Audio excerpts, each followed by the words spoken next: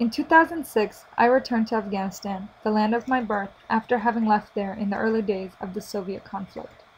During my time in Afghanistan, I worked for a development NGO and later with NATO's ISAF mission.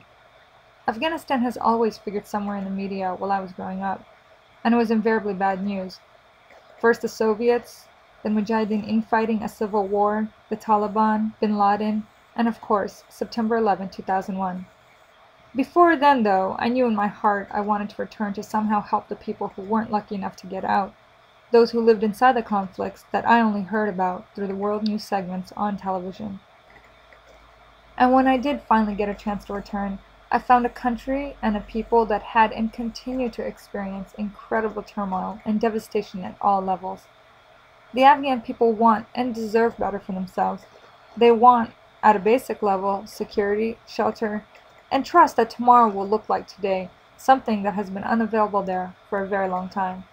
They want to feed and educate their children, and opportunities to make an honest living. I truly believe ISAF wants that for them too, and much more, but having been on the outside and inside of the matter, I can see why people are losing their patience.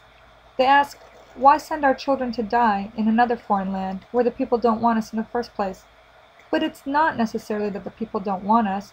They want what ISAF and the international community can offer, a chance for security, development, and rebuilding. A brighter future, as cliché as it sounds. However, after 7 years of protracted conflict and missteps here and there, patience has worn thin. That, and the enemy in this battle for hearts and minds has become more adaptive and flexible, as well as brutal, essentially threatening parts of the country into submission.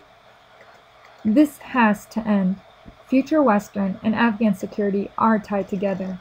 We cannot leave Afghanistan prematurely for its enemies to expand and take over.